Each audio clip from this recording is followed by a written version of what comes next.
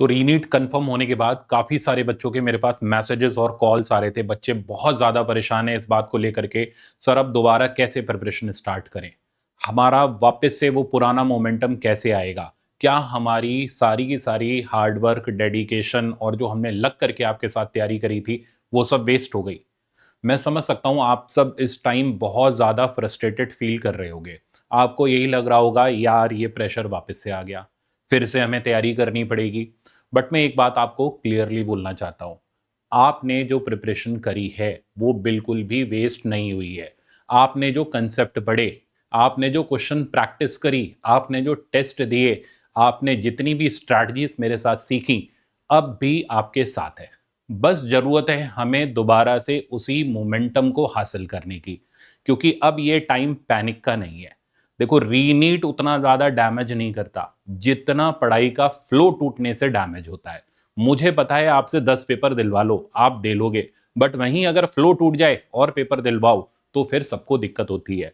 तो अब हमें इस टाइम पर बिल्कुल भी पैनिक नहीं करना और वापस से पुराने मोमेंटम को हासिल करना है, ताकि हम इस सेकंड चांस को सिलेक्शन के अंदर कन्वर्ट कर सके। और इसी वजह से आज के इस वीडियो में मैं आपको सिर्फ मोटिवेशन नहीं देने वाला, आज मैं आपको बताऊंगा एग्जैक्टली वो स्ट्रैटेजी, एक ऐसा रोड मैप जिससे आप अपना मोमेंटम दोबारा से हासिल कर सको, आपकी प्रिपरेशन स्टेबल रहे, फिजिक्स और ज़्यादा स्ट्रांग हो और रीनीट के अंदर आप अपने स्कोर को और ज़्यादा इंप्रूव कर सको और बेस्ट परफॉर्मेंस निकाल करके आओ।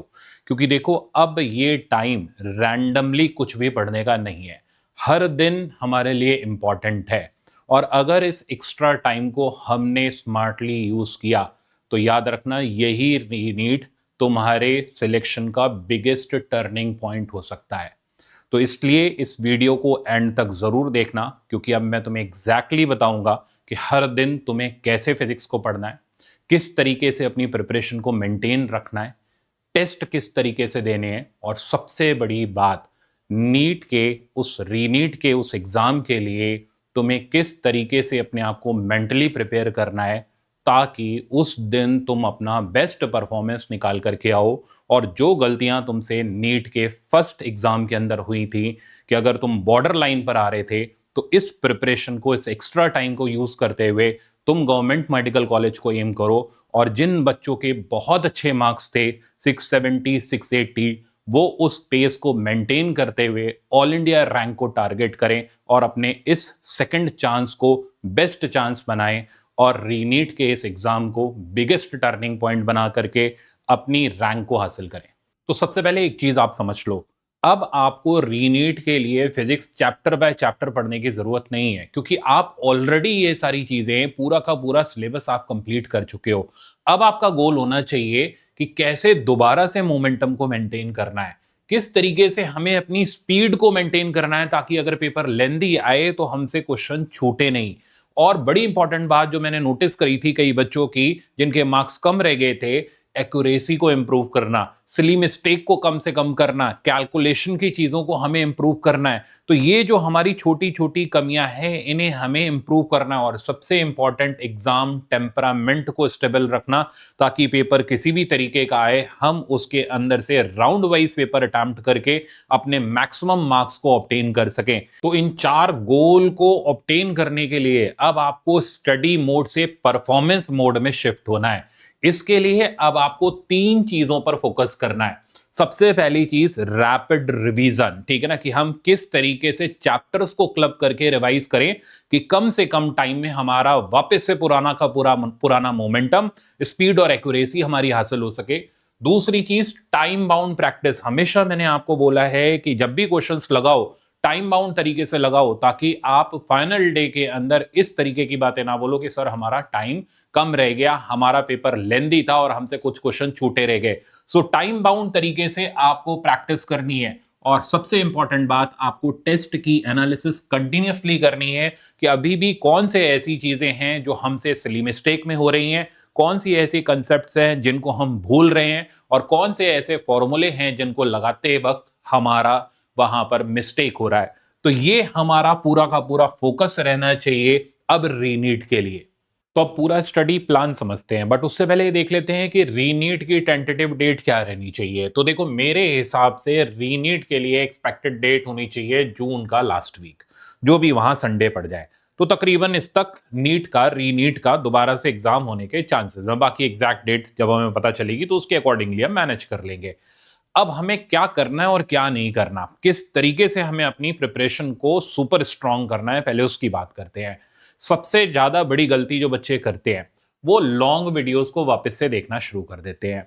अब आपके जो कोर्सेज हैं, चाहे आप सक्षम लाइव में हो, प्लस में हो, चाहे आप सक्षम बैच के हो, चाहे आप 12th के स्टूडेंट हो, या फिजिक्स 360 है, या रैंक लिफ्ट क्रैश कोर्स है अपना, ठीक है, उन सब की वैलिडिटी एक्सटेंड हो जाएगी आपकी इस नीट की डेट के अकॉर्डिंगली, अभी टेंटेटिव डेट के अकॉर्डिंग और बाद में एग्जैक्ट डेट के अकॉर्डिंग। तो ये काम कल तक आपका हो जाएगा। तो आपके बैचेस आपको वापस से रीअलॉट हो जाएंगे, आपको उसमें टेंशन लेने की जरूरत नहीं। अब ये गलती बिल्कुल भी मत करना कि जैसे मान लो आप क्रैश कोर्स के स्टूडेंट हो, या मान लो आप सक्षम लाइव बैच के स्टूडेंट हो, और आपने ऑलरेडी अपना पूरा चैप्टर, पूरे कंसेप्ट अच्छी तरीके से मेरे साथ सीखे हुए हैं, तो आप लॉन्ग वीडियोस देख करके अपना टाइम अब वेस्ट मत करना, ठीक है ना। क्योंकि क्या होगा इसमें, अगर आप पढ़ गए कि हम लॉन्ग वीडियोस दोबारा से देख लेते हैं, तो आपका परफॉर्मेंस नहीं निकल पाएगा। और नीट में हमें परफॉर्म करके आना होता है, खाली थ्योरी पढ़ के हमारा परफॉर्मेंस नहीं आता। तो क्या करना है, तो आपको अपने क्लास नोट्स या जो शॉर्ट नोट्स हैं, हमेशा मैंने ये बोला आपके शॉर्ट नोट और क्लास नोट इस टाइम पर बहुत काम आते हैं। इनसे आप अपने फॉर्मूला रिकॉल करो, जो आपने फॉर्मूले पढ़े हैं, आपकी ट्रिक्स रिकॉल करो, आपके प्रॉब्लम्स को रिकॉल करो। तो आप देखोगे जैसे ही आप इसको गो थ्रू करोगे, चाहे आप किसी भी बैच के स्टूडेंट हो, अगर आप रैंक लिफ्ट वाले बच्चे हो तो आप उसकी पीडीएफ नोट से ये सारी चीजें रिवाइज करो। तो इससे क्या होगा, ये जो लॉन्ग वीडियो था, जो काफी देर का, मान लो 1 यूनिट का वीडियो आपका 4, 5 या 6 घंटे का है, तो वही चीज आपकी प्रिसाइजली घंटे भर के अंदर कवर हो जाएगी, और हमारी सारी चीजें हमारी फिंगर टिप्स पर आ जाएंगी। अब बड़ी इंपॉर्टेंट चीज है, रिवीजन तो कर लिया, बट जैसा मैंने बोला परफॉर्मेंस का दिन होता है नीट वाला, तो अब हमें प्रॉब्लम की प्रैक्टिस करनी है। तो ध्यान रखना, हमें क्वेश्चंस को रिवाइज करना है, प्रैक्टिस करना है, और क्वेश्चन प्रैक्टिस करते वक्त इन चीजों को बिल्कुल केयरफुली ध्यान रखना है कि हमें फॉर्मूला बेस्ड प्रॉब्लम्स प्रैक्टिस करने हैं, ठीक है ना, जैसे आपने एनसीईआरटी वाले करे थे, जैसे आपने क्लासेस के अंदर सीख रखे हैं। साथ साथ में कैलकुलेटिव क्वेश्चंस को भी प्रैक्टिस करना है ताकि हमारी एक्यूरेसी इंप्रूव हो, ठीक है। और जो टफ क्वेश्चंस हैं, जिनकी मैंने आपको ट्रिक्स वगैरह बताई हुई हैं, उनको भी लास्ट मोमेंट पे रिवाइज करना है। इसके अंदर आपके एचसीवी के प्रॉब्लम, इसके अंदर आपके आईआईटी मेंस के प्रॉब्लम, एआईईई के प्रॉब्लम, सारे के सारे आपके नोट्स के अंदर कवर्ड हैं। तो इनको अच्छी तरीके से वापस से प्रैक्टिस कर लेना है, ठीक है ना। प्रैक्टिस करते वक्त पैसिव स्टडी नहीं करनी, एक्टिव स्टडी करनी है। कि मान लो आपने कोई क्वेश्चन देखा, ठीक है ना, तो पहले आप आंख बंद करके उसका सॉल्यूशन खुद से सोचो कि क्या ये मुझे रिकॉल हो रहा है। अगर रिकॉल हो रहा है तो बहुत अच्छी बात है, आपको एंड रिजल्ट तक पहुंचना आना चाहिए। और अगर रिकॉल नहीं हो रहा, तब उसको रिवाइज करो और लिख करके सॉल्व कर लो। ये होती है एक्टिव स्टडी। पैसिव स्टडी क्या होती है, ऐसे ऐसे ऐसे ऐसे पढ़ लिया और लगा कि हमें आ गया, फिर जब परफॉर्मेंस का टाइम आता है तो हमें ध्यान नहीं आता। अब बड़ी इंपॉर्टेंट चीज, टेस्ट अटेम्प्ट जरूर करना है। टेस्ट कैसे अटेम्प्ट करने हैं, मैंने हमेशा आपको राउंड वाइज टेस्ट अटेम्प्ट करने की ही हमेशा नसीहत दी है कि टेस्ट जब भी आप अटेम्प्ट कर रहे हो तो राउंड 1 में उन प्रॉब्लम्स को रखो जिनमें आप फॉर्मूला बेस्ड प्रॉब्लम्स को देखते हो। राउंड 2 के अंदर उन प्रॉब्लम्स को रखो जिनके अंदर हमें कैलकुलेशन करनी है। राउंड 3 के अंदर हमारे टफ प्रॉब्लम्स आते हैं, यानी वो प्रॉब्लम्स आते हैं जिनको हम सबसे लास्ट के लिए रखते हैं। तो यहां डिसीजन मेकिंग बड़ी इंपॉर्टेंट होगी, और इस टेस्ट को टाइम बाउंड तरीके से करना बड़ा इंपॉर्टेंट होगा, ताकि हमारी स्पीड बड़ी अच्छी रहे जब हम फाइनल डे यानी रीनीट वाले एग्जाम को देके आने वाले हैं। अब जो हमारे पास टाइम बचा है, यानी जून लास्ट तक का, उसके लिए फिलहाल ये तो टेंटेटिव है, तो मैं आपको नेक्स्ट 20 डे का एक ऐसा प्लानर देने जा रहा हूं जिससे आप पूरी फिजिक्स को रिवाइज भी कर लोगे, ग्रिप में भी आ जाएगी, और फिर उसके बाद दनादन आप टेस्ट दो और वापस से वही परफॉर्मेंस हासिल कर लो, या उससे भी बढ़िया परफॉर्मेंस हासिल कर लो जो आपने नीट के फर्स्ट फेज के लिए अटेम्प्ट करा था। तो अब आप प्लानर को ध्यान से सुनना। तो अब प्लानर में मैं आपको बताने जा रहा हूं एग्जैक्टली क्या पढ़ना है, कहां से पढ़ना है, टेस्ट कैसे देने, और कितने टाइम में हम सारी चीजें वापस से ग्रिप में हासिल कर लेंगे। और कुछ एक बहुत तगड़ा सरप्राइज वो भी आपको बताऊंगा जो YouTube चैनल के लिए रहेगा, और एक फ्री सेक्शन भी मैं कुछ बच्चों को देने जा रहा हूं, वो भी इसके अंदर क्या रहेगा वो भी बताता हूं। सबसे पहले मैंने क्या किया है, इस प्लानर को मैंने अभी टेंटेटिवली 20 डेज का बनाया हुआ है, ताकि अगले 20 दिन के अंदर हम वापस से वो सुपर कमांड हासिल कर लें जो नीट वाले फर्स्ट फेज से पहले हमारे पास थी। अब इसके लिए मैंने क्या किया, जैसा मैंने बोला सिंगल सिंगल चैप्टर पढ़ने का अब हमारे पास टाइम नहीं है, तो मैंने यूनिट्स को क्लब किया है, क्योंकि आप जैसे और यूनिट भी पहले मैंने वो रखे हैं जो ज्यादा वेटेज वाले हैं, जिनको आप करोगे आपका कॉन्फिडेंस ऊपर हो जाएगा। तो जैसे मैंने 3 दिन रखे हैं इस बड़े यूनिट के लिए, जिसके अंदर इलेक्ट्रो करंट कैपेसिटर, आप यहां अपने शॉर्ट नोट्स रिवाइज करोगे, क्वेश्चंस को रिवाइज करोगे, ठीक है ना, और इंपॉर्टेंट मार्क क्वेश्चन और डीपीपीस को वापस से देखोगे। इनमें से उन क्वेश्चन को वापस से लगा करके सॉल्व करना है जो आपको मेमोरी में रिकॉल नहीं हो रहा या जिसका एंड तक आपको सॉल्यूशन ध्यान नहीं आ रहा, ठीक है ना। तो ये ध्यान रखना, क्वेश्चन को सॉल्व करना, उस क्वेश्चन को सॉल्व करना बहुत जरूरी है जिसका कंप्लीट सॉल्यूशन आपको ध्यान नहीं आ रहा। नहीं तो ऐसी चीजें जब एग्जाम में आ जाती हैं तो फिर बाद में हम कहते हैं यार हमें ये चीज क्लिक नहीं हुई, किस तरीके से हो रही थी, घर पे आकर के तो हम कर रहे हैं तो हमसे हो जा रही है। तो ये गलती दोबारा से रिपीट हमें नहीं करनी। अब तीसरी चीज, अब आपको रैंक लिफ्ट टेस्ट देने हैं। जैसे रैंक लिफ्ट क्रैश कोर्स सारे बैचेस के अंदर अवेलेबल है और जनरली ज्यादातर बच्चों के पास है, जिनके पास नहीं है वो क्या करेंगे बताता हूं। तो देखो, अब आप क्या करोगे, रैंक लिफ्ट में आपको अच्छी तरह पता है इलेक्ट्रो का, करंट का और कैपेसिटर का हमारा एक टेस्ट था। वो टेस्ट पीडीएफ फॉर्म में अब आपके पास अवेलेबल होगा, ठीक है, उसको मैं यहां पर अवेलेबल करा दूंगा ऐप के ऊपर। आप क्या करोगे, उस टेस्ट को दोबारा से दोगे और वापस से अपनी वही स्ट्रैटेजी को सॉलिड करोगे जो आपसे फर्स्ट फेज में नहीं हो पाई, कि आप वहां पर क्लियर डिसीजन मेकिंग करोगे कि ये क्वेश्चन मेरा डायरेक्ट फॉर्मूला बेस्ड है फर्स्ट राउंड का, ये क्वेश्चन मेरा सेकंड राउंड का, ये क्वेश्चन मेरा थर्ड राउंड का, क्योंकि नीट वाले दिन यही परफॉर्मेंस तुम्हें काम में आने वाला है। यही डिसीजन मेकिंग अगर तुम्हारी सही हो गई तो पेपर चाहे हार्ड हो, चाहे पेपर इजी हो, चाहे पेपर एनालिटिकल वाला ही क्यों ना हो, आपका स्कोर सबसे सॉलिड आएगा।